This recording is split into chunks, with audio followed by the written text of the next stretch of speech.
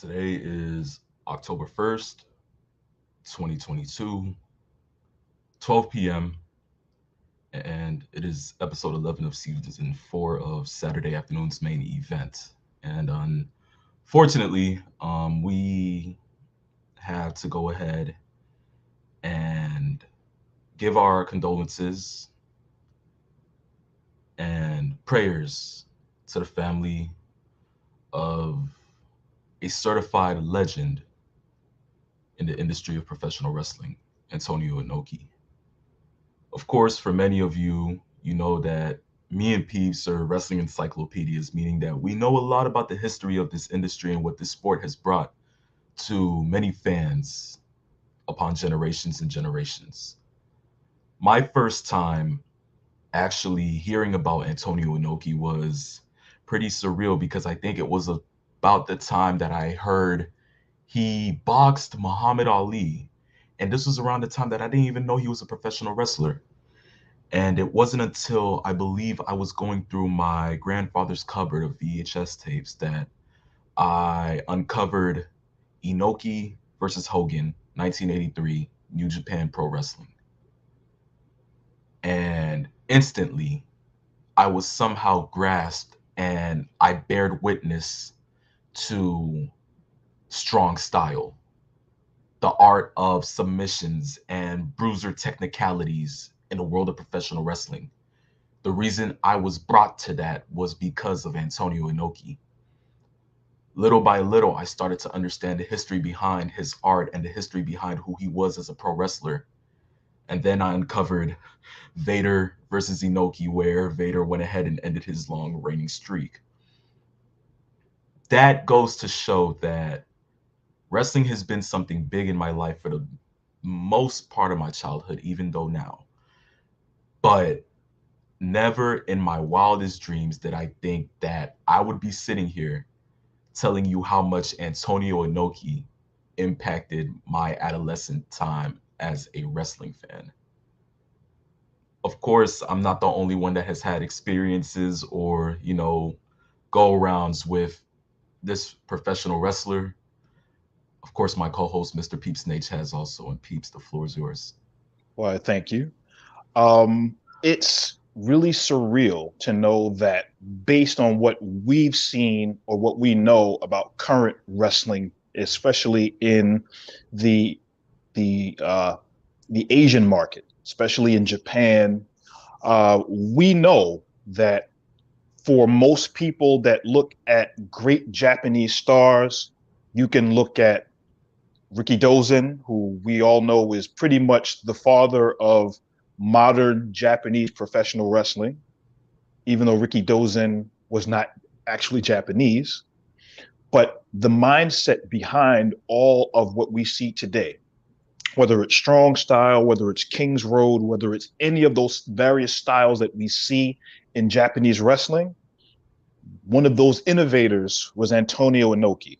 And Inoki is one of those men who was very, very steadfast in promoting professional wrestling abroad, in Japan, and other parts of Europe, to the United States. As you brought up, you talked about the wrestler versus boxer match with Muhammad Ali, the Hogan match, the Vader match, holding many championships, being one of the reasons why New Japan Wrestling actually exists. Knowing the kinds of things that we know about him, even going into politics, which is something that shows you exactly how strong of an influence that Antonio Inoki had on the Japanese wrestling scope. And for those that don't really realize, though that obviously fans of our show that are share their fandom with us, they know what kind of influence Antonio Inoki has. But for those that look at our show and probably don't really realize what he is to the business, the fact that we're talking about him in the reverence that we're giving him and highlighting just some of the things that he's done in his wrestling career through his life shows you the importance and the influence that he has in this business. One of the greatest stars that has ever lived on this earth. And as I've said before, one of the main reasons why New Japan Pro Wrestling even exists.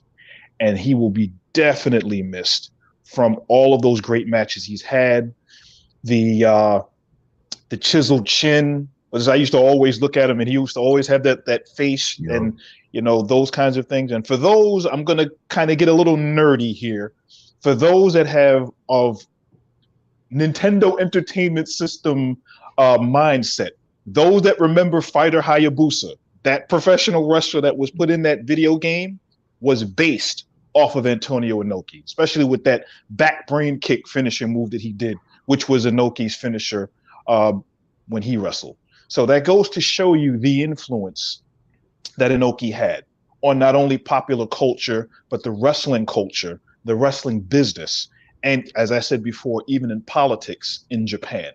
He will definitely be missed. We send our condolences to not only his fans, but his family. 79 years old is just way too young to go. But, the good ones seemingly go much sooner than they should. And we're going to give our reverence and our respect to Antonio Inoki. Most definitely. So without further ado, just a 10 seconds of solemn silence for the one, the only Antonio Inoki.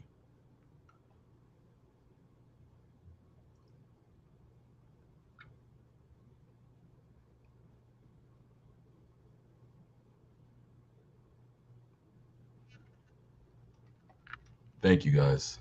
So without further ado, we'll go ahead and start the timer.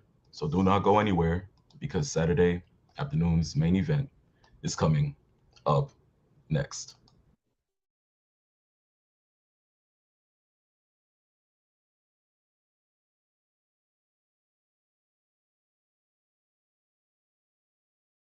Shock the system.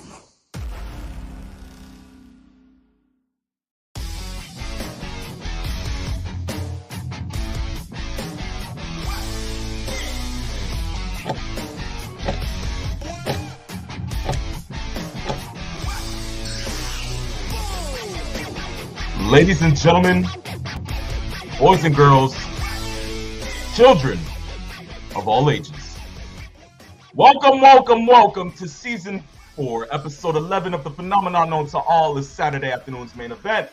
Of course, joined by me is the limousine riding, jet flying, kiss stealing, wheeling dealing son of a gun who's not having a hard time holding his alligators down. 2 claps and a peep snake's most certainly sure. Woo! Yes, the deep voice dynamo is here. We are ready to go. We got lots of stuff to get into. And of course, the wrestling that you crave. So if you're thirsty, sit down, get a cup, and we're going to pour some wrestling news for you. Right into your brain is where it's going. Oh yeah, we have a lot here for you guys today. Listen, today's going to be fun. But before we do that, I just want to go ahead and catch on to something. You see, I love the fact that us as wrestling fans, we love to go ahead and see the youngsters get into it. But peeps, do you ever believe that in your wildest dreams you would believe that there would be a wrestling club for elementary school kids? Let me tell you something. I just picked up something off of Twitter this morning, and it says, from this guy, Victor Taylor Perry, the wrestling club today learned all about one of the most iconic matches in the history of pro wrestling, the Montreal Screwjob. Peeps, a wrestling club. If I knew that in elementary school, I could be able to sit there after school as an extracurricular activity and go into the history of pro wrestling, I would actually enjoy school. Yes. I would love to actually go to school and get an education. Well, not most certainly get an education, but just actually stay after school for wrestling, But man, has time changed? Now I just want to go ahead and go back in time and actually start my own wrestling club in school. This is joy. I actually, in the 5th grade, this is full disclosure, in the 5th grade, I actually did a book report on professional wrestling because I talked about it so much in school. My 5th grade teacher said, well, if you're going to talk about it all the time, do a report on it. And I literally was probably the most fun book report I ever did. I went to the library and researched, the library, it's like Wikipedia with books in a building, that kind of thing. And wrote all of the stuff. I went and researched the Coliseum, the gladiators, and combat, and Greco-Roman wrestling, and catch wrestling, and all of the different styles. It's World of Sport, which is British wrestling and catch. I went through all of that, and I came up with it was like a 13-page report. And my teacher looked at me like I was crazy, but I really went in. And this is what, if we had this when I was young at that age, forget it. Forget it. They should have, you know something, guys, fans of Saturday Afternoon's Main Event, let's get a petition started to start putting wrestling history in, social studies, curriculum. Yes. I would so enjoy that for the kids. This is what brings joy to me, because for me, peeps, listen, math classes, I remember we had to learn about X-Y coordination, and we had to go ahead and pinpoint dots and how to go ahead and actually write them out. Peeps, one time they told me that I had to go ahead and write out about 13, 14 coordinates. And then we had to go ahead and make a picture out of that. And then somehow jar it to an extent and make it seem pretty. Peeps, you know what I did? This was around 2014, 2015. I drew out of 14 coordinates. I pinpointed them around, and I made the WWE Championship. And I told myself I was going to go ahead and ace this, which I did. But peeps, this goes to show the dedication that we have for the sport.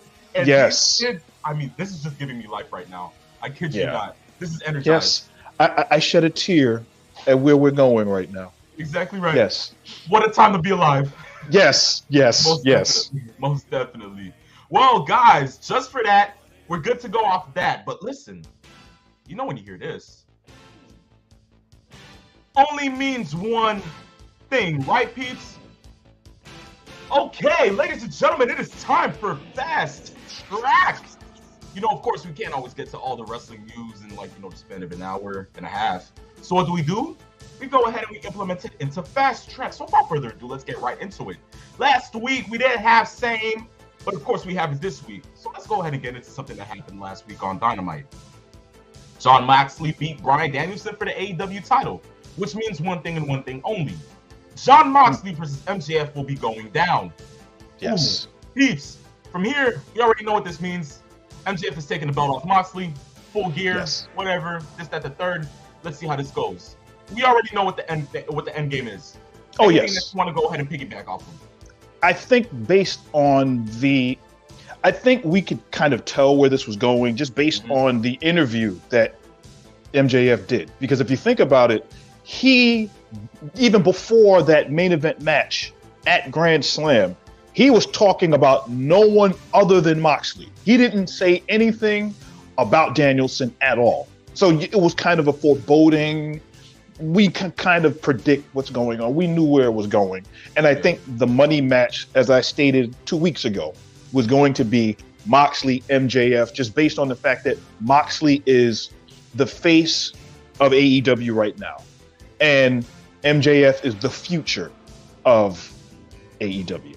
That's where they're going with this, and it makes perfect sense. Exactly right.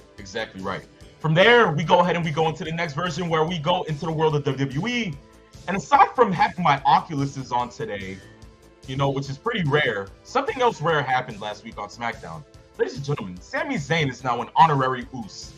Is anybody giving in honorary Uce applications? I think I want to sign up too. I don't know. Do you want to sign up?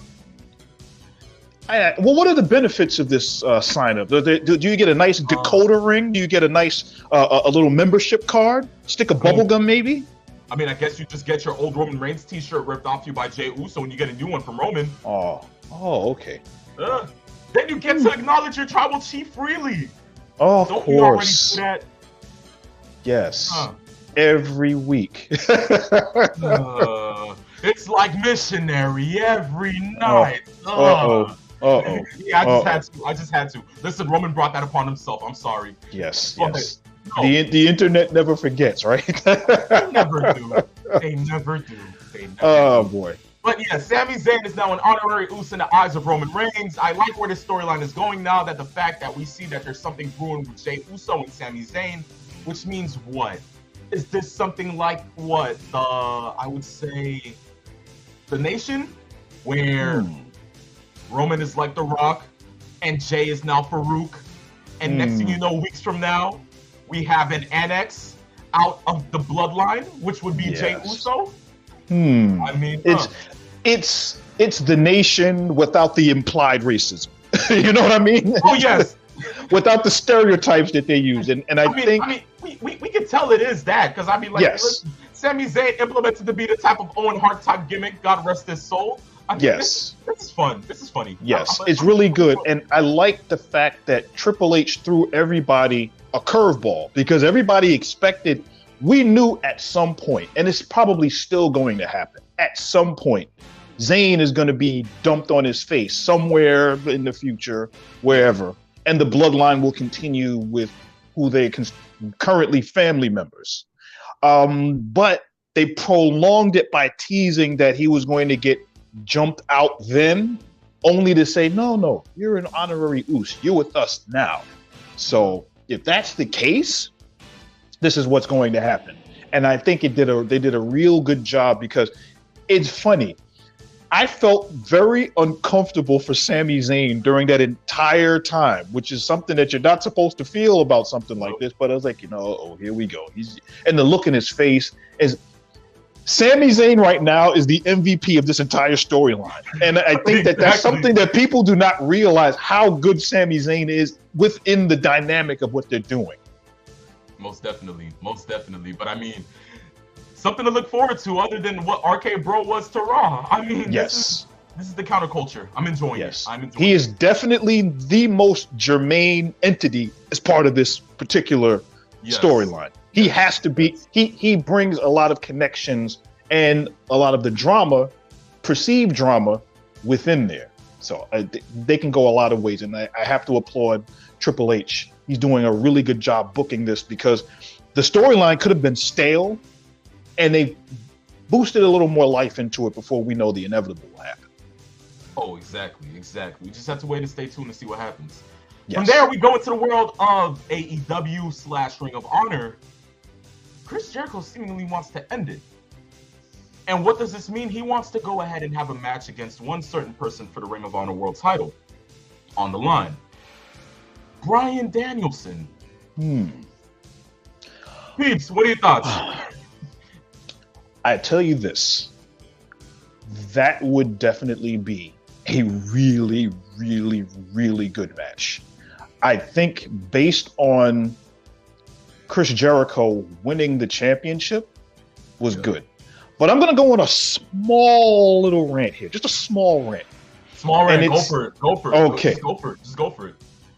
The thing that I like about this is it's bringing attention to Ring of Honor and its championship by having a mainstream wrestler like Chris Jericho as the Ring of Honor World Champion. The issue that I have is the fact that if Ring of Honor is this company that's supposed to be showing you that we have the greatest talent with the Yutas of the world and the Briscoes of the world and FTR going there and being Ring of Honor tag team, all of that, somebody like Chris Jericho, who basically stated on TV, what was it, literally the week before he got the title match, I've never been Ring of Honor champion. Who did Jericho beat to get that title shot? It just happened. And I think if you're trying to portray Ring of Honor as this company that is honorable and they're getting talent up and building them up the right way, and especially what they did with Claudio and him having such great matches to kind of defend the Ring of Honor name by having great matches on television and defending that championship. And then Chris Jericho just came in, got the title match seemingly the next week, won the belt. That's it. And another thing, breaks the code of honor. Exactly. So you see what they're doing is they're bringing the sports entertainment angle and the Jericho, that heel Jericho to it, to try to build it up until somebody else can take it off of him. But at the same time, he's Ring of Honor champion. So let's hope Ring of Honor finally gets a TV deal, because as I predicted before, although I could be wrong, I was of the mindset that Rampage is eventually going to give up its spot for the Ring of Honor show. That's what I think. But let's see where they go with Jericho. It kind of almost looks like, well, he's friends with Tony Khan, give him the title shot, with no build to his title shot. If they built towards Jericho getting a Ring of Honor championship match with Claudio and did it its due diligence, let's say they gave it 2 weeks to build up a storyline or 3 weeks, and then he got the title shot and then won it, it would make much more sense than just saying, I was never a Ring of Honor champion and then get the shot the next week. Just weird. But that's my mini rant. I'll digress now. First one of October, ladies and gentlemen, comes from Mr. Peeps Nate. I'm good now. I'm good.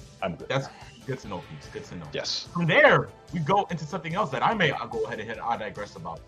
Extreme Rules is starting to look like Extreme Rules.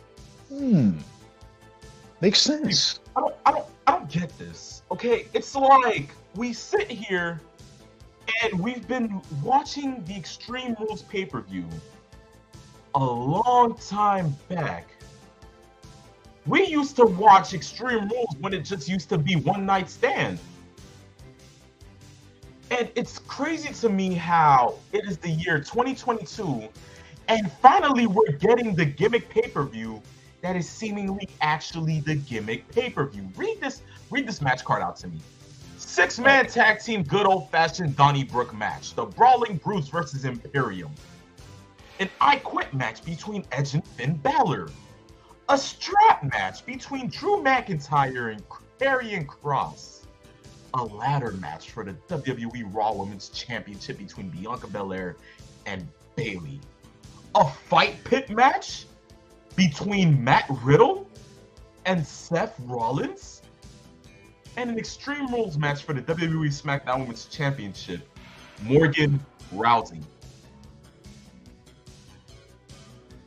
And to think that I used to go ahead and go through matches with Seth Rollins and Rey Mysterio about 2 to 3 years back, which was a complete abomination of what I had to see as a kid. And then on top of that, you had Rollins fake barf during a pandemic.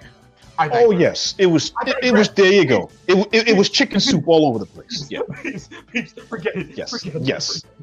I think here's where I'll go with this, and I think that you're probably hitting it right on.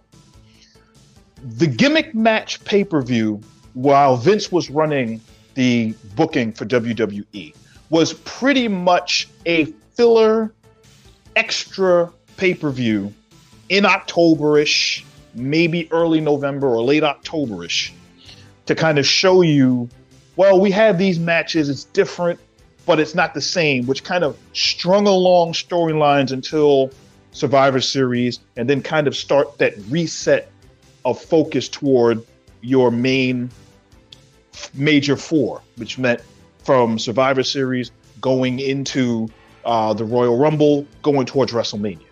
This actually feels like a continuation of SummerSlam or any of the other major pay-per-views where there is, although you have 3 brands, I'm not saying 2, you've got 3 brands, and they all seem to have some kind of continuity going in from one pay-per-view to the next, instead of saying, well, we're going to build this and just throw together 2 random people versus 2 random people in a tag match that have no story built around them, and let's just put them in a Singapore cane match or throw them in a cage match. Why? What are they fighting each other for? That's the difference. A Singapore cane match? Yes. These peeps. Jeez, man. Yeah. It's cool. I'll take that. That. Yes. From there, we go into another thing that happened on SmackDown just yesterday. The Maximum Male Models are no more. Yeah. Yeah. Yes. Good riddance. Yeah. Good riddance. Yes. Amen. For those that know that year, you understand where I'm coming from with that. Who doesn't? Who doesn't? Yes. I mean, peace. Now we probably get to see LA Knight. Yes. The only thing that's missing is LA Knight not calling other people dummy, because that's all he did when he was in Impact. When he was Impact World Champion, calling everybody a dummy, letting everybody know about a fact of life. That's the guy I want to see. I don't want to see this guy walking around in Calvin Klein clothing and saying all kinds of nonsense, and that was a Vince creation. Oh yeah. That whole entire gimmick was pretty much a Vince creation. That is going nowhere. And the best thing that they're doing right now is realizing that when in LA Knight can talk, can wrestle, has the physique, has the look, and if you want to put championships on this guy, you get him out of this stupid gimmick. He is not Rick Martel. And even though I'm not slighting Rick Martel in the slightest, former AWA World Champion, former WCW TV champ, former WWF Tag Team champ, Rick the Model Martel, he is not. Get him out of that gimmick, and let's see what he can do LA Knight on the main roster. Let's get it going. Let's book it. Ladies and gentlemen, let's book it. From there, listen, I'm going to go ahead and let Peeps mark off on this one. Ladies and gentlemen, Bandito is with AEW. He's so happy. Look at him, ladies and gentlemen. Yes. Go for it, man. This is all you. The former Ring of Honor World Champion. This man is an absolute star. Bandito is a star. And the fact that he is now all elite now, and I get to see him much more often than I've had to in recent times, it's literally, not only is it a breath of fresh air, it is a breath of fresh atmosphere. It is literally the difference between smog and sweet-smelling rainwater scent. You know, when it finishes raining, you get that nice fresh scent, and you go outside and it's like, wow, that smells really good. That is what Bandito brings here in AEW now. And it goes to show you the match that he had as you can tell, I'm tripping over my words. That's how good, that's how much I think of Bandito. Exactly. And he is going to give you, if he is booked correctly, he's going to show you some really, really good matches on an AEW television. For those that had not seen him on a much more recent basis, the match that he had on AEW TV, you're definitely going to enjoy him without question. Hands down, right there. That's the biggest compliment that I can give him. I mark out for Bandito when I see him. I don't blame you. I don't blame you. It looks like somebody else is getting ready. We have a new person here in the chat. Average Video Game Enjoyer 8. He says, I'm looking forward to Chris Jericho versus Bandito. Well, first off, welcome. Yes, to welcome. And second off, yes. Listen, it's Bandito. Let's be for real here. Let's be for real. Come on now. But, peeps, with that, let's go ahead and get into the first topic of the show. Go right on ahead. Actually, I'm playing with y'all because there ain't no first topic of the show. There's no first topic today. Yeah. Wow. Surprisingly, right? Look, well, talk about a switch up. Here's the thing. We're going to go ahead and get into the questions right after commercial break. And right after, we're getting in one thing and one thing only. And I'd rather not tell you, ladies and gentlemen. Let's have this stay a surprise. So, let's go ahead and tone it down. Yes. And just get ready for what is about to go ahead and come. So stay tuned. Let's get even keeled. Yes, sir. Yes. Stay tuned. Do not go anywhere. The second half of Saturday afternoon's main event is coming up next.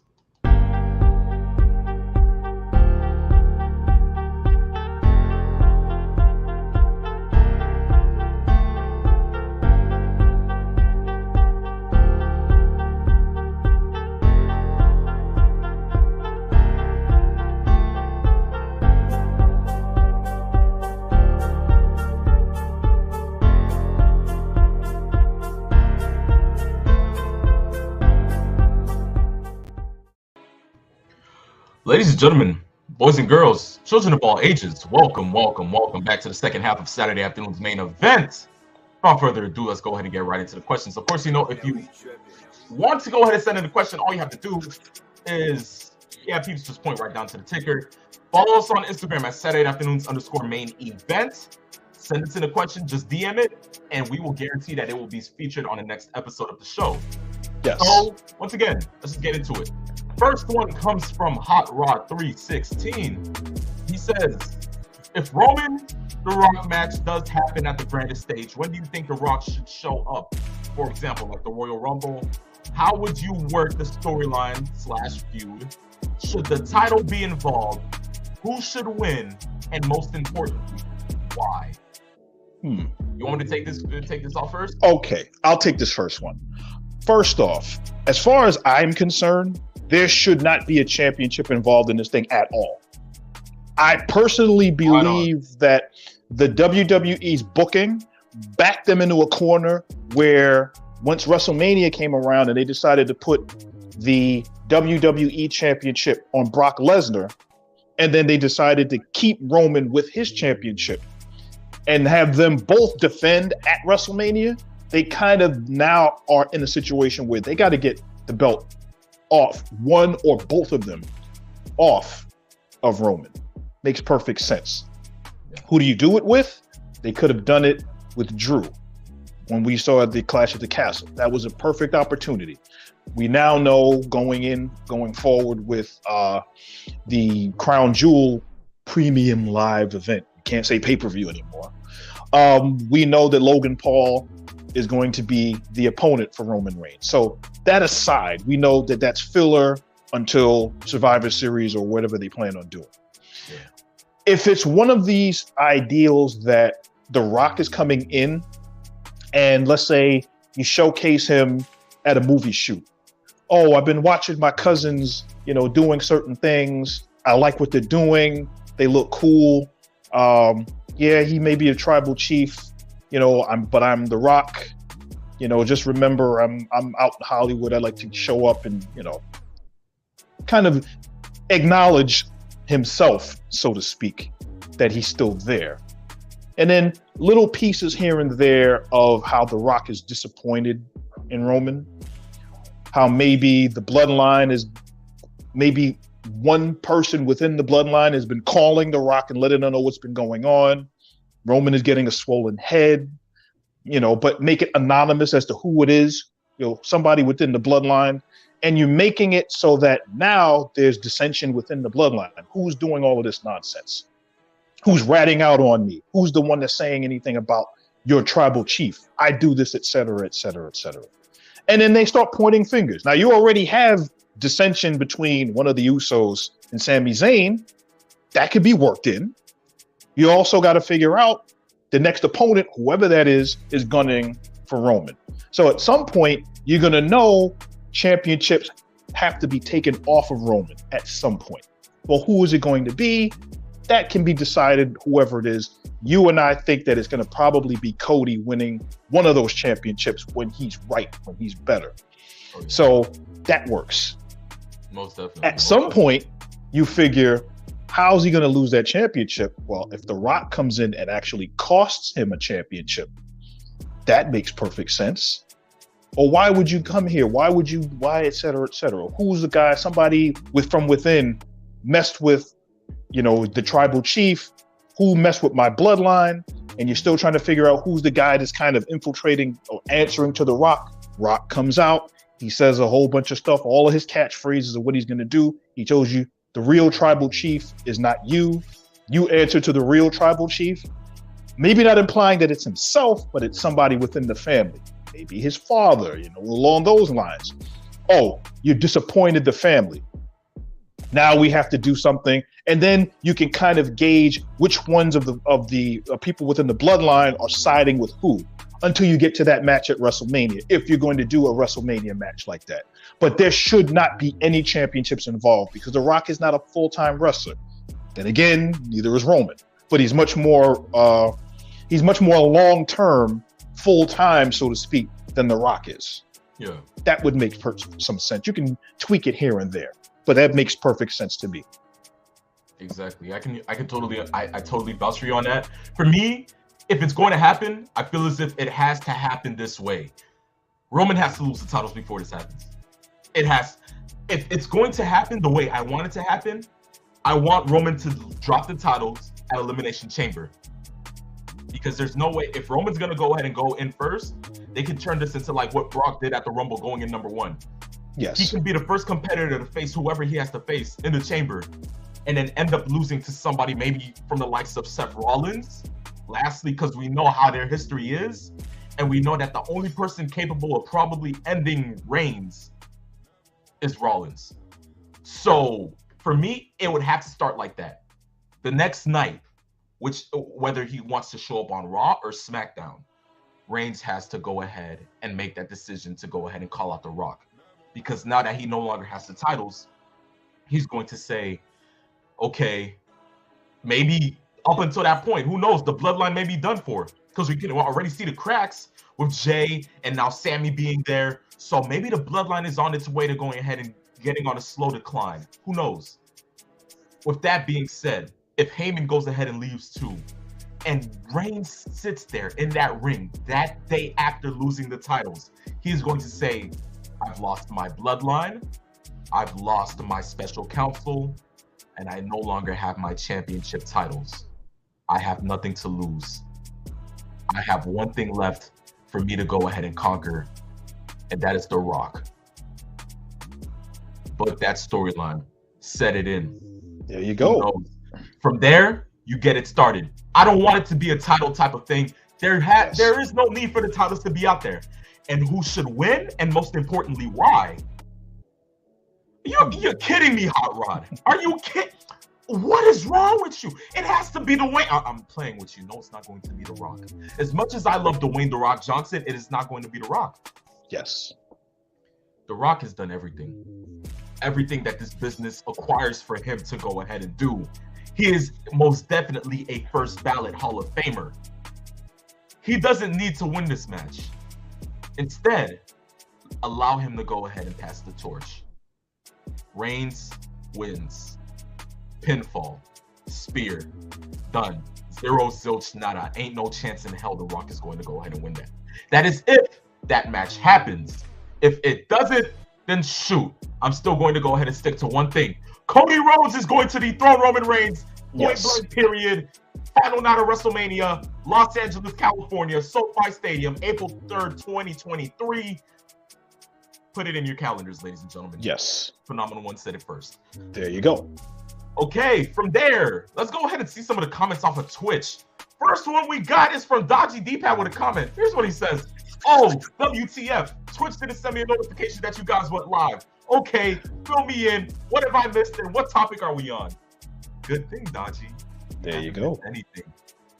We only have one topic today. So, kick back, relax, and allow the rest of the questions for them to come in. And then the minute we go ahead and we get to that last part, ooh, just enjoy it, man. Just enjoy it. From there, comment from Taekwon Mills. Rikishi adopted Sami Zayn. Yes, sir. I love it. I love it. Oh, yes. I love it. I love it.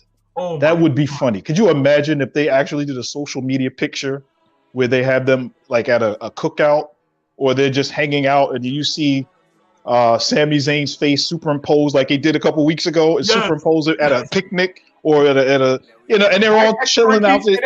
Oh man, that would be hilarious. Oh man. Yes. Oh man. These guys, they're killing me with this thing. They're killing me.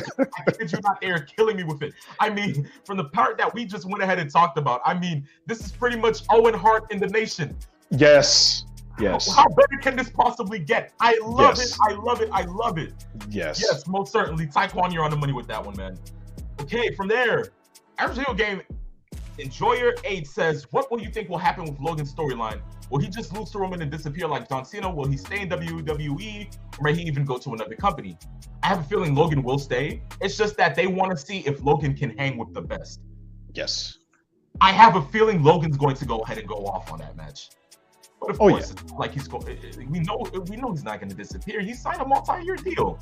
Millions of dollars. We know he's not going to leave. They just want to see what he can do and what he can't do. It's like Rene Dupree going ahead and going into a match on SmackDown with The Undertaker. Vince wants to see what can actually happen. You want to put him against the best of the best to see how he can produce against maybe the worst of the worst. Hopefully, with this match, it solidifies maybe that Logan can even work a 5-star match with a broomstick. This is what they want to see. And for me, I feel as if in Saudi Arabia, Crown Jewel, this match being the main event, it will deliver. That is just me. How about yourself, Peeps? Yeah, I think that's basically what this is. This is kind of like a test run. Logan isn't going anywhere. He may not wrestle every week as far as that goes, because he's only got, this is his third match of his illustrious professional wrestling career. You can notice the sarcasm, but yes, it's only his third match. And the fact that he has gotten literally a rocket to the top shows you what they think of him. Now, for those that actually think that just because this is a celebrity getting in there and doing all of these things, let's really be honest. The two matches that we've seen Logan Paul have been absolutely really, really good. And they've brought him along really well, but he shows he has that it factor. He's got the charisma. Even though a lot of people can't stand him, they can use that to his advantage. But also, he is a tremendous athlete. He has a great physique, and he shows on TV. He projects that he is, I can't believe I'm saying this, he projects himself as a wrestler.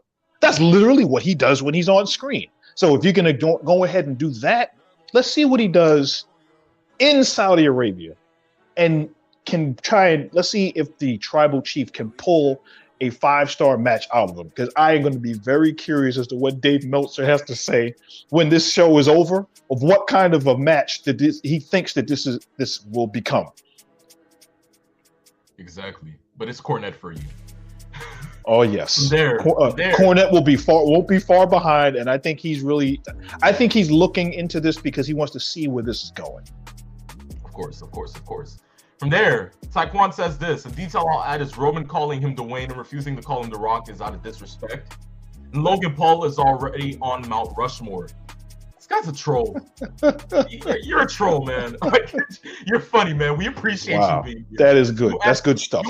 You add the little spice that we need out here for being a troll. We enjoy it, Taekwon. We enjoy it, man. Yes. Dodgy D-Pad says this: Kevin Owens will somehow get his hands on a Money in the Bank before the end of the year from Austin. Cody will win the Rumble. Owens will cash in at the Rumble and win. We set up Owens versus Cody at Mania. It gets the title from Reigns and doesn't make him look weak and frees him up for the Rock match. That's actually a pretty good alternative plan. Yeah. Because we know that Owens is heavily in the mix now. And this is all you can ask for. You've got Owens that's in the mix. You know Cody is coming back at some point. You've got Rollins. You've got Karrion Kross. You've got all of these guys. And then, of course, you have to throw in the two guys that have the two singles championships that are being heavily promoted, since we don't have a championship, a main championship on either show. Yeah. That being Walter, I refuse to call him the Gunther name. Gunther. And you're getting started. Bobby Lashley. Let me stop. Yes. And then, of course, we still have to mention there is a Money in the Bank briefcase that still has not been cashed by Austin Theory. So we actually have a pool of talent that looks legitimately ready at any point to give Roman Reigns a run. And it doesn't feel like it was just haphazardly thrown together and just say, well, here's this next challenger. Oh, here's that next challenger. No, we've got some long-term booking going, and I think that works. Oh yeah, most definitely. From there, we go ahead and get into what Master Sean says. 007. Hey, he says this: greetings, gentlemen. I think I have come up with a question that will open up the show for debate. Now, we always hear about the Mount Rushmore of men's wrestling, such as Flair, Hogan, etc. My question for the two of you would be, who would go on the Mount Rushmore of women's wrestling, as well as the men's tag scene? As a bonus question, who would be on the Mount Rushmore of managers? Peeps, can I start this? Go right on ahead. Oh, this is going to be great. Also, he says this: P.S. Please continue to keep former wrestler Steve Mongo McMichael and former TNA announcer Don West in your prayers as they're dealing with serious health issues. Of course, yes. Steve McMichael, I know he's suffering from ALS, so yes, prayers, and so is Don West. You know, good prayers. Hopefully, everything goes ahead and ends up being right. But for the question itself, Here's how this goes. For women's wrestling, here's how I'm going to go ahead and say this, okay? So hear me out perfectly. Number 1, most definitely, Alundra Blaze. Please. That's just me. That's just me. Okay. Number 2, Trish Stratus. Can't hurt me on that one either. I'm sorry. It's just definite. Okay. Number 3, if I'm being most definitely for real with you, Charlotte Flair ends up on that list. Okay. The resume fits correctly right. I'm just saying. And last but not least, I think you're going to like this one. Bull Nakano. I can't be mad at that. That's my 4. I'm just saying. You know, I grew up on a little bit of Stratusfaction, so that's why I had to go ahead and add. But I mean, when I look back at the history, I look back at what Alundra Blaze and Bull Nakano would actually acquired to set up women's wrestling in the WWE. Yes. They were somewhat the trailblazers. Of course, they weren't all excess into it, but they were the originators of, you know, the high-def women's wrestling that you got to see on Monday Night Raw in the early 90s. Yes. So that's just me. How about yourself, Peeps? Ooh, this is tough because now I have to go into this long-term hard drive of a brain of mine when it comes to all of this. Talk about it. Well, one of those that are in there that for a lot of people realize, obviously, Alundra Blaze, Medusa Michelli, got to throw that in there. Definitely one of the greats. So that's going up there without question. I'm throwing Sherry Martel in there because she had a very long career. And Sherry Martel, for those that may only know her as a manager, she was a very, very good singles wrestler in the world of mostly in the AWA, because she was the AWA Women's World Champion and she was there for quite some time. So she had plenty of really good matches. Wendy Richter, we know she's had matches in her career with her. Now, I would have thrown in the fabulous Moolah, but Moolah, it's for her influence and what she's done. We know about all of the evil that came out of the fabulous Moolah. But it's very hard to kind of not look at 28 years as world champion. That will never, ever happen again. Yeah. So that's something that I have to bring up and throw that in there. Like I said, I say that with a grain of salt because we know what the Moolah brand is. We also know what she did or what she is alleged to have done. And all of the other wrestlers that have been taken advantage of under her, as we know over probably the last 5 or so years, we know what has happened. So that's something that has to be thrown out there. Now, the fourth one, that's kind of a stretch. I know we've got Trish Stratus and the women that are out there that have seen that. I think of Megumi Kudo in Japan. Aja Kong, I've thought of the Jumping Bomb Angels as a tag team that throws those in there. There are a lot of great Japanese wrestlers in there. That fourth one is going to take me a little bit to get to that fourth one because there are so many great women wrestlers that have been out there, that are out there, that I've seen within the last 20 years and even longer, both from Japan and in America. That were influential, that are either wrestling today or have retired and have left their mark. So I'm going to leave that fourth one blank and come back to it. Because like I said, I really have to think about that. I hear you. Yeah. For me, I'm going to have to say tag teams. Here's how it's going. Number 1, Brothers of Destruction. This is not in order, guys. Just letting you know. Okay. 2, D-Generation X. Of course. Maybe a little too lenient towards being biased. Okay, it's good. It's okay though, guys. It's okay. Just hear me out. Number 3, the Hart Foundation. Jim the Anvil Neidhart and Bret the Hitman Hart. Yes. Okay, most definite. And last but not least, if we're talking tag teams, in my day and age, guys. The Hardy Boys. Listen, guys, you guys can't hate me for this. I'm telling you, like, you know, it's just the amount of tag team action that I've seen in my 19 years of life. I've seen a lot, but always what captivates me is the Hardys. The amount of death-defying matches that they've had together, the spots, everything about that. It's just, that's what sets it in stone for me, for sure, most definitely. And when I talk about managers to go like this: Bobby the Brain Heenan, Paul Heyman, Miss Elizabeth, and last but not least, Paul Bear.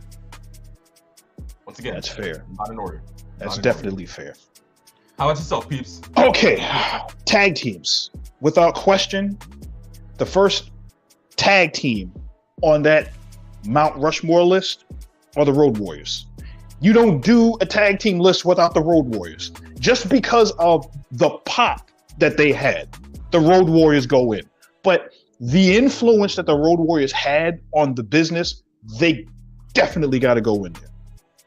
Second tag team on that list, the Rock and Roll Express. The Rock and Roll Express went between different promotions. They were in the South. They were up in the North in the Smoky Mountain area. They were in Crockett. They won championships everywhere they went. And the constant was the kinds of matches that they had. They worked. They had the charisma. Ricky Morton got so much sympathy as the person that was there that would go ahead and do all of these things, and he would get beat up, and then you would hear the crowd, and Morton would turn around and, oh, help me. I grabbed the crowd, and his hand is waiting for the tag, and he'd get his head kicked in, and the fans would lose their minds. The women love Ricky Morton and Robert Gibson. So just based on that, that would be enough to get them on that list for a lot of people. My third tag team, which is, as far as I'm concerned, I've told this to anybody that will listen that knows me, this tag team has to be on Mount Rushmore, and that is the Midnight Express. And that is the Stan Lane, Bobby Eaton contingent of that tag team. That, without question, are of the tag teams that have been out there. The Midnight Express have innovated more than most any tag teams that are out there. Now, if I'm going to say a current tag team that should be on this Mount Rushmore at some point, it'll be FTR. They still have some time to go. I'm not going to put them there yet, but they are as close to Arn and Tully that I will say that I have ever seen. And I have seen a million tag teams come and go, and I've seen those teams out there. But even just for that small amount, Arn and Tully, just for the teamwork and the tag team. And then Arn and Tully reminded me of the Minnesota Wrecking Crew of Arn and Ole. And then looking back at some of those teams with Ole and Gene. So I got a chance to watch those on VHS tape. That fourth tag team, the Blade Runners. No, I'm just kidding. No, it's not the Blade Runners. It's not Sting and Ultimate Warrior. That was the Blade Runners. I'm not putting them on there, that fourth team. But of the fourth teams, I had to struggle between the British Bulldogs and Tully and Arn. And I really would have to say Arn and Tully, and they weren't even really a team that long. They literally were only a tag team. Within the Horsemen, they had certain matches until they became NWA World Tag Team Champions and winning it twice. Then they went to the WWF and were the Brainbusters and won the tag team championships there. But just as a tag team between them, they were only together as a tag team exclusively, maybe 3 years, 4 years, tops. But the impact that they had, the matches that they had with the Midnight Rockers, the matches that they had with the Road Warriors, the matches that they had with Sting and Lex Luger, the matches that they had with the Fantastics that I've seen them wrestle.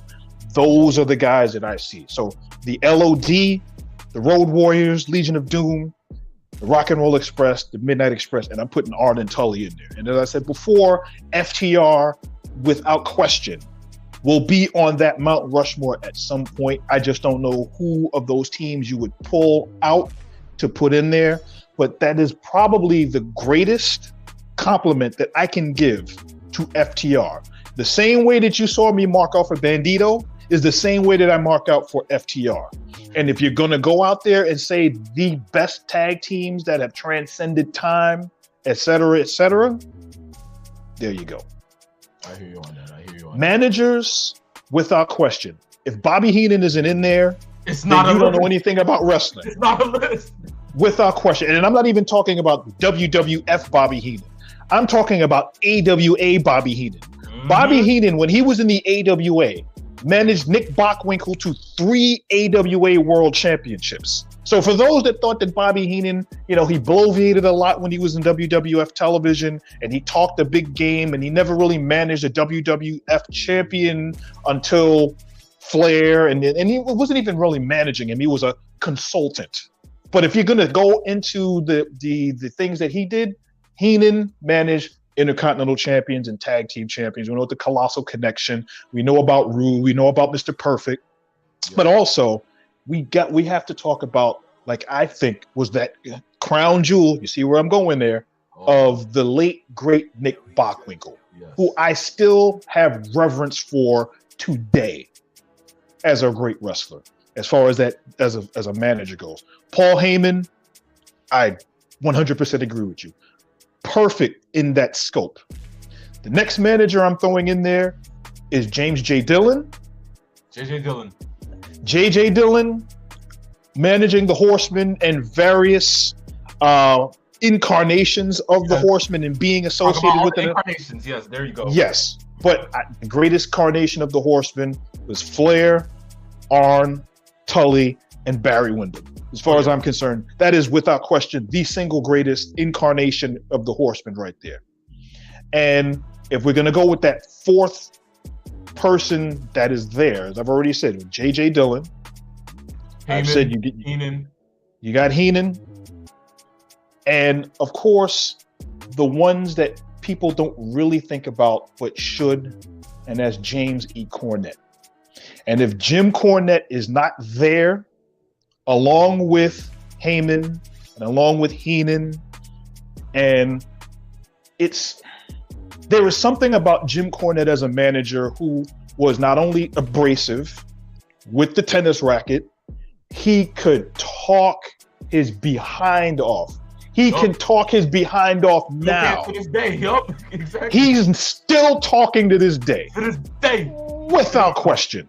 So that's my manager, tag team, and singles, women's singles Mount Rushmore, so to speak.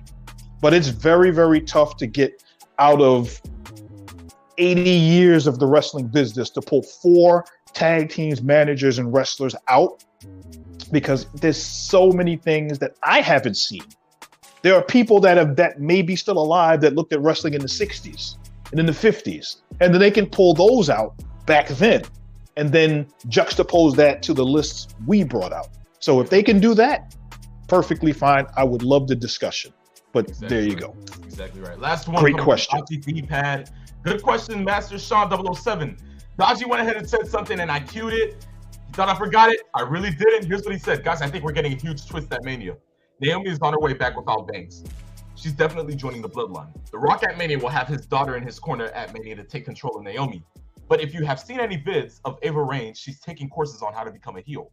She will cost The Rock the match and join the bloodline, and Ava Raine and Naomi will become the women's tag team champions for the bloodline. Wow. These guys are on the money with some of these predictions, and yes.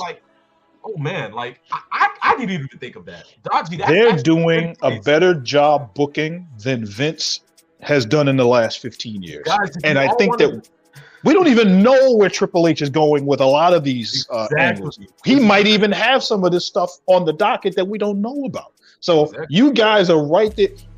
The reason why I love this show is because the viewers and the fans have their finger on the pulse of what makes sense. It's not just pie in the sky stuff. It's things that actually make sense. If you didn't know what was going on, and one of them pointed out, though, this is what's going on, and you sat down and you literally just said, you know what? That makes sense. Mm-hmm. You know, that's believable. You know, Exactly. I can see that happening. And that's all you can ask for. So that's great stuff by you guys. You guys are pointing out some real good things. And I love the fact that you guys are bringing that up. Perfect. Most definitely. Well, guys, that's the end of the question. Good job on that, Dodgy. Yes. Listen, once again, you guys want to keep sending them in? If you're going to be live on Saturdays, you can send them in through the chat. If you want to be able to go ahead and have it pre-handed, just so we know and be prepared for what we're about to go ahead and get into with them questions, follow us on IG at Saturday Afternoons _ main event. DM us the question. Guaranteed it will be on the next episode of the show. So, guys, that's the end of the questions. But there's one thing that was said by Average Video Game Enjoyer 8. And he said this throughout the whole chat, but I didn't want to go ahead and bring it up at all. And this is what the topic is, guys. Now, for the past week, actually, for the past couple of weeks, there have been instances where, of course, I talked about this a couple of weeks back, where White Rabbit by Jefferson Airplane has been playing through a slum of, WWE like leased arenas during their shows, and red lighting would come up towards the end. A couple of weeks back, a QR code showed up, and the fans actually, they caught on quick. Twitter caught on quick. I caught on quick. And of course, we started doing these things. And, there was a slum of them. And by the week, by the minute, more would come out, more would come out, more would come out. Guys, today, as fans of Saturday Afternoon's Main Event, and as the host and co-host, we're going to go ahead and go through all of them with you, and we are going to decipher them. How great of we are of hosts, huh, peeps? I mean, yes. We give the people what they want. Yes, how magnanimous of us. Exactly. But, guys, listen, here's how this goes. So, a couple of weeks back, I believe it was September 19th, the first QR code came out, and here's what it looked like. So, I'm going to go ahead and let the video play, and we'll decipher it.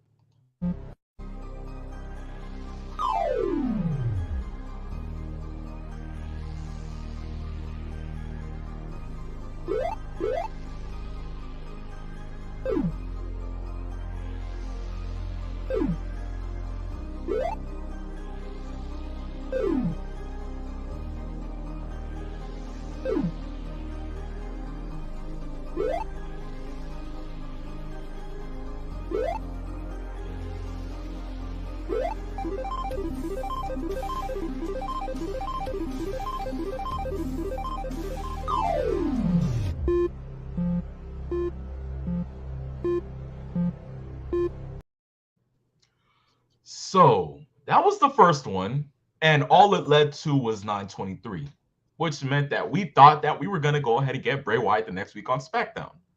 Yes. But no, that wasn't the case. You got to get to the intricacies of just that one. I mean, because the world. It was perfect. If you notice, when it was deciphered, that little hangman game, I don't know if people realize this. The first letters that were picked in that hangman game were D, E, M, O, and N, which spelled demon. People didn't catch that at first. You have to do a whole lot of detective work. Peeps, that's the thing. I knew you were going to mention it. I didn't have to see anything because everybody, peeps, Twitter was in a frenzy. People don't look at that. People don't look at that at all. It's the little Easter eggs within it that make it so enjoyable. Yes. So yes, Demon was picked first. But of course, the question, who killed the world? Ladies and gentlemen, if you do know, when Bray Wyatt was Bray Wyatt, there was a certain song he would sing. Usually you would hear this in Sunday school if you were somewhat religious. He's got the whole world in his hands. Yeah, who killed the world? Who killed the world? You did, huh? That's weird. I did. I'm not sure about that. But guys, it's okay. It's okay. Because it gets crazier by the minute. So, the next week we get another QR code. Guys, get this.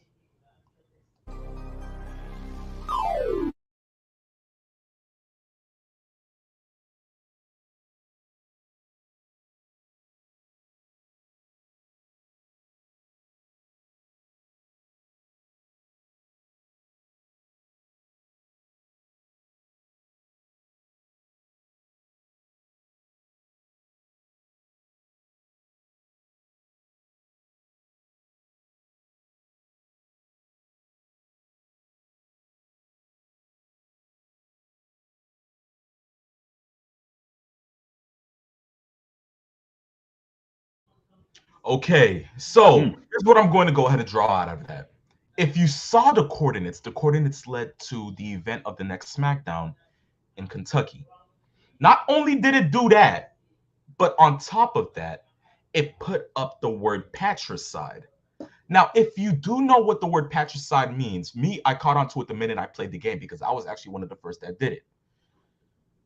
Guys, patricide means the killing of one's father. I didn't know how that worked. I was like, what, is Bray going to kill his own father? Like, what's going on here? But no. If you guys noticed the minute we got the next code the week after, do you remember who came out when that code was went ahead and produced on the screen? Dominic Mysterio. Dominic came out and he had the chair in his hands and he was ready to obliterate his father. That's how we knew we were going to go ahead and get the code, which meant that you were prepared to go ahead and go on the screen, get your phone out, and click on it as soon as possible. That's how you knew what was going to happen. I caught onto it, and what it did was it took me to this video up on WWE.com.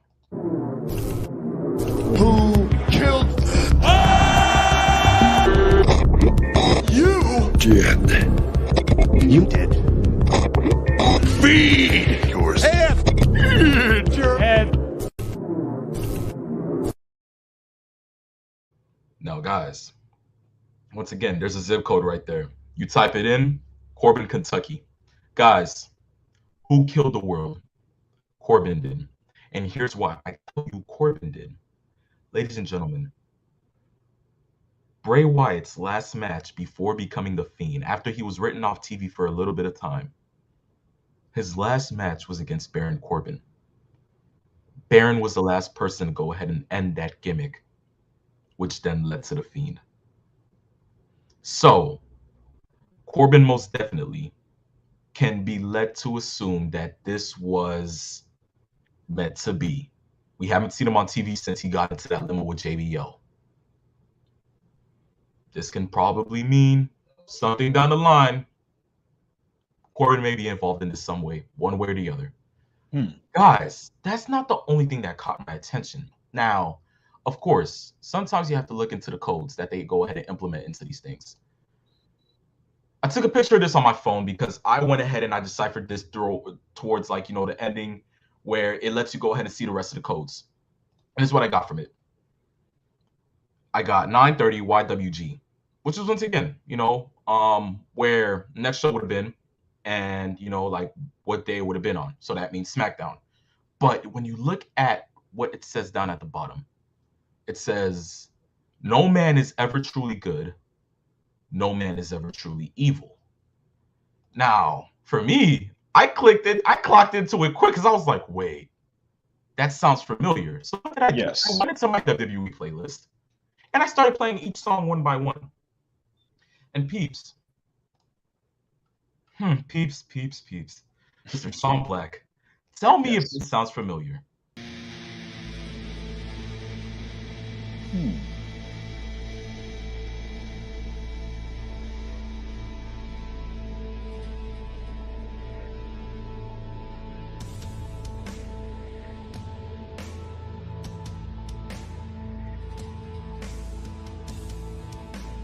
Yes, it does sound familiar. Sounds like somebody, a wrestler that was in the promotion previously. Just wait for the lyrics.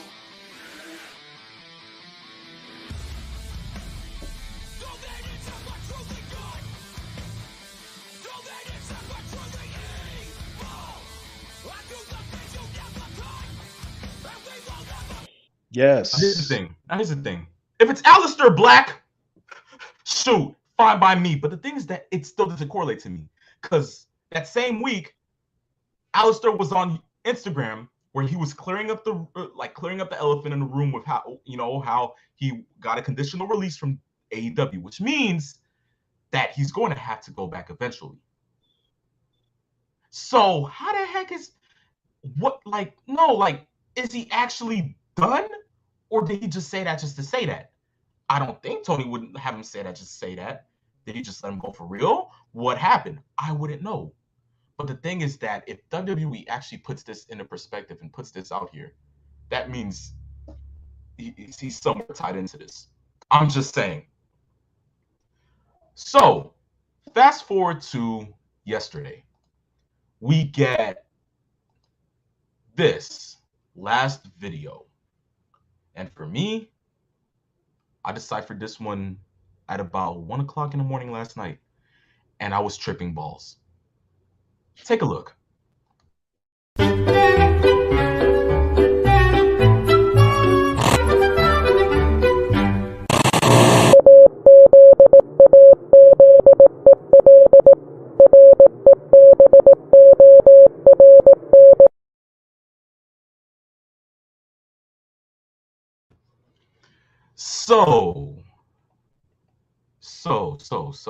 So.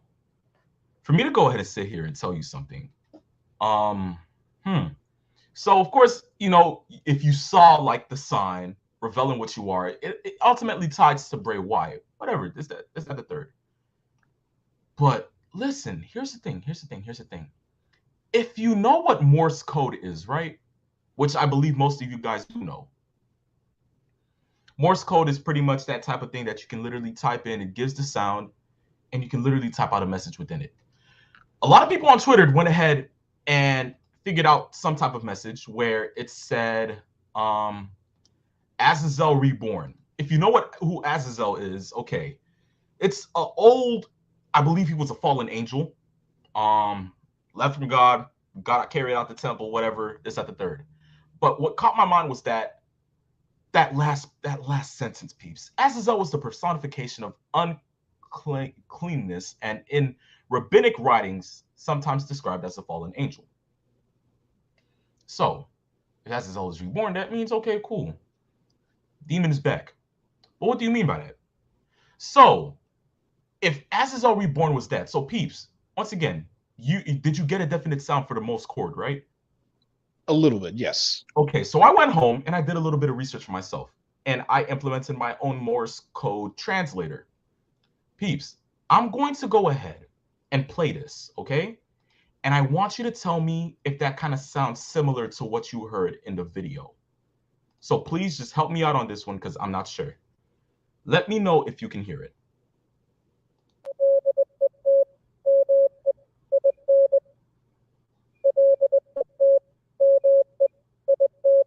One more time. Peeps, does that sound similar? Very similar. Very similar. Okay, peeps. If I were to tell you something, would you believe me? Oh, why wouldn't I? Okay, so peeps, that does not spell out Azazel Reborn. You know what that spells out? What does it spell out? I'm going to scroll up. And guys, fans of Saturday Afternoon's Main Event, believe me on this, I'm not BSing you. This is for real, okay?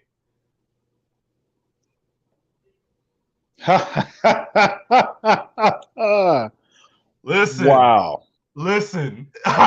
Great CSI forensics work, my friend. The minute I saw that, I said, oh my, because I started typing in random terms. I was like, okay, what can be something to Bray Wyatt? I typed in the world in his hands. I typed, the Fiend.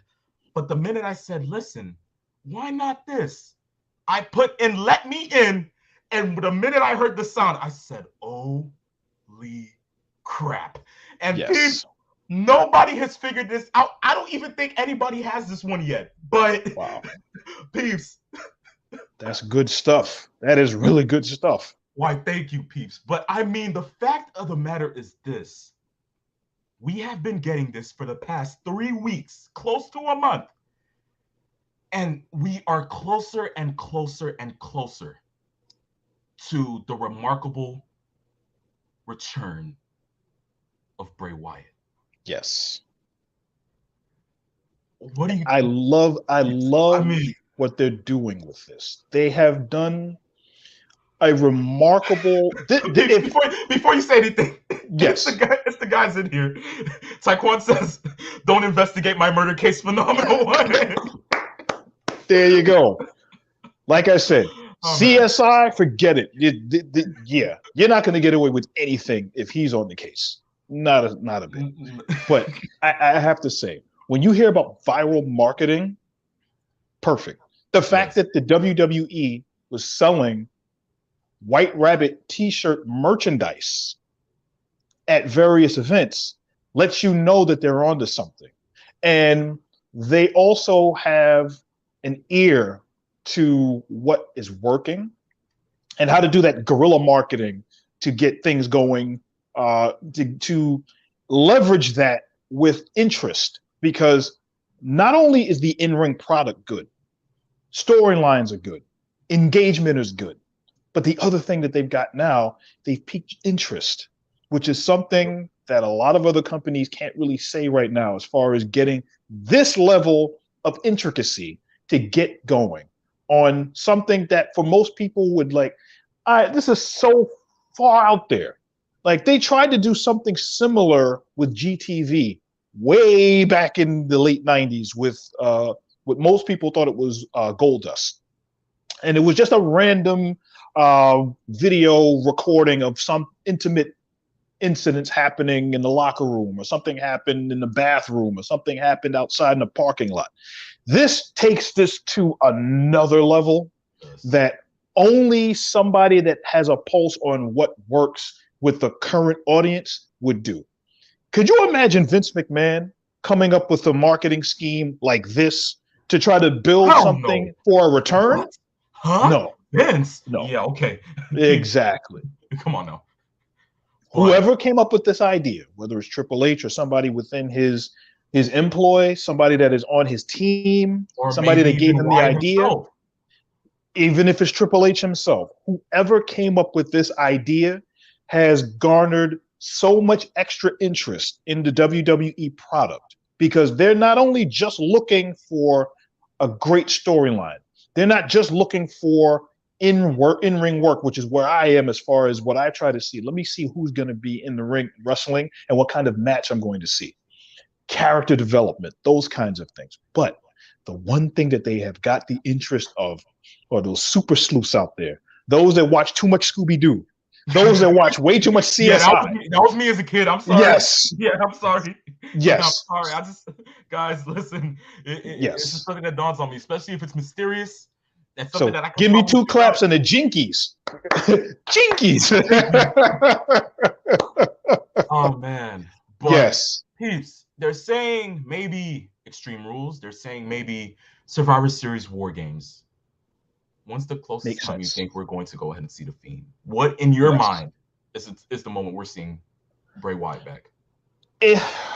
Extreme Rules, I think, would be too soon, because that would bring it into next week, I believe, is Extreme Rules. Yeah.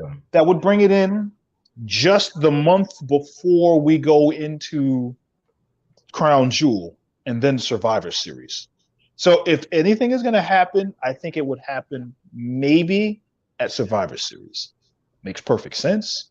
You know, let me in, survive, War Games, which we didn't really get the chance to talk about before, that there are going to be War Games matches at the Survivor Series. Yep. Something that actually makes the product show you that there's something to these matches that the wrestlers should care about.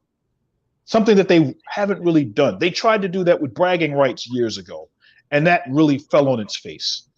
For those that are in the WWE that are on the side of, well, we need to have something that makes sense. We got to have something that we want to believe in, some stakes involved.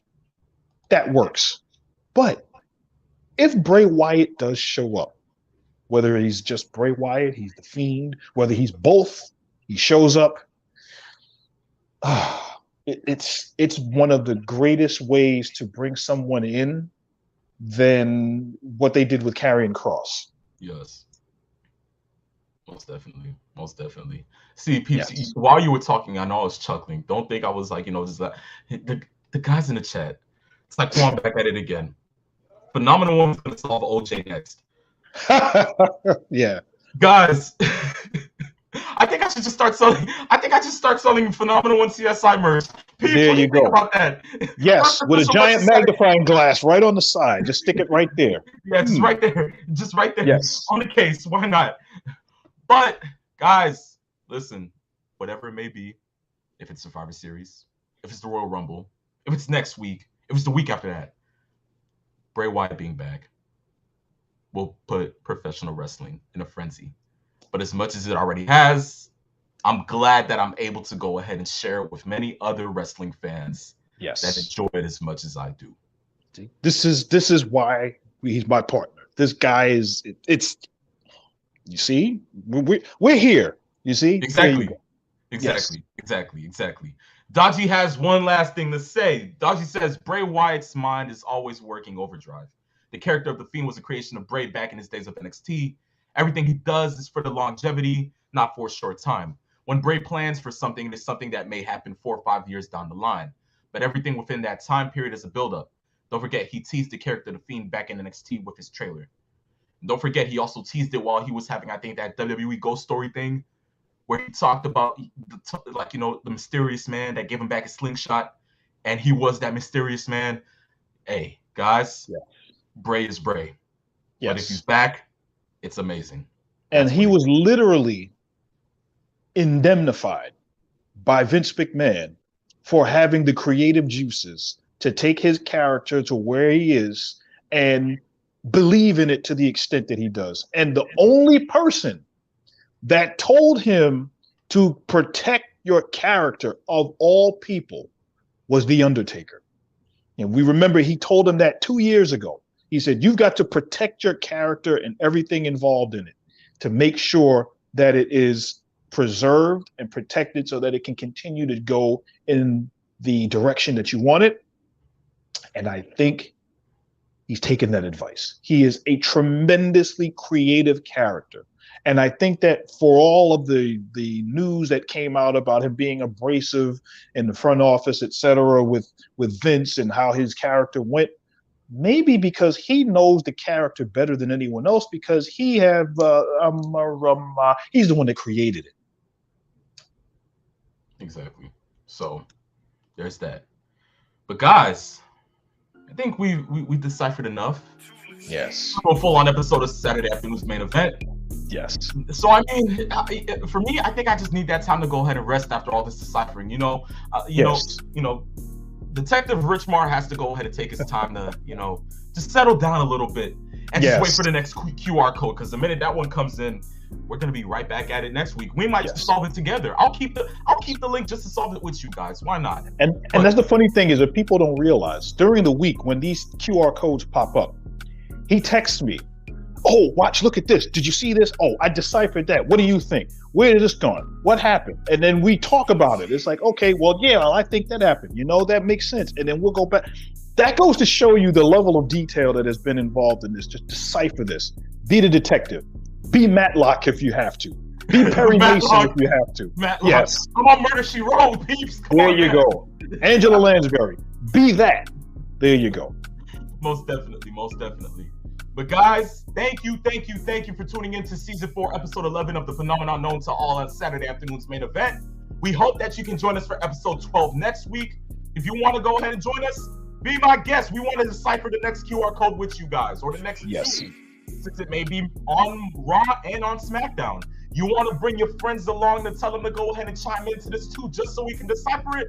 Why not? Because this is going to be a recurring theme until we witness the return of Bray Wyatt. So just share it, send it to people, tell them, let them know that here on Saturday Afternoon's Main Event, we are in this return together. Yes. But most certainly, guys, we thank you. We will see you next week for episode 12 here on Saturday Afternoon's Main Event. I, the Phenomenal One. And I, the Peeps Nate, where we came, we saw. And in the words of the great Paul Heyman, we conquered. We conquered, ladies and gentlemen. Thank you. See you next week. It is the Phenomenal One and Mr. Peeps Nate signing off. Peace, love, farewell.